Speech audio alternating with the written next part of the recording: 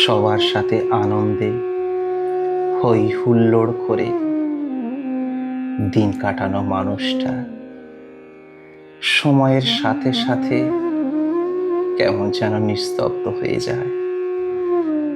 নিঃশব্দ নির্জন স্থানে একাকী যেন কোথাও হারিয়ে যেতে চায়।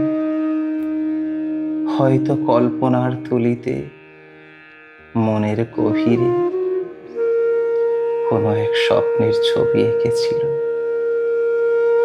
যা বাস্তবে বড়ই অমিল। তার চেনা মানুষগুলো ধীরে ধীরে কেমন যেন বড্ড অচেনা হয়ে যায়।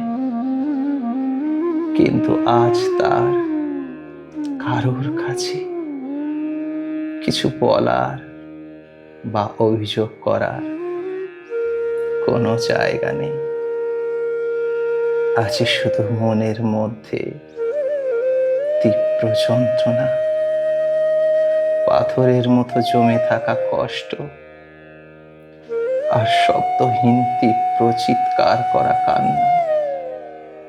হয়তো সে সবার চোখের আড়ালে নিঃশব্দ নির্জন স্থানে কোনো এক অজানা দেশে তার সেই স্বপ্নটাকে খুঁজে বেড়ায়, কিংবা কোনো এক জনহীন নির্জন জায়গায় মুক্ত কণ্ঠে চিৎকার করে জোর গলায় ঈশ্বরকে বলতে চায়, হে প্রভু, কি অপরাধ ছিল আমার, একবার তুমি বলো,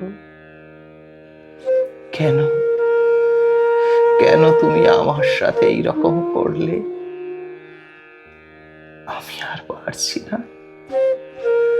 তুমি আমায় মুক্তি দাও, আমায় একটু শান্তি দাও।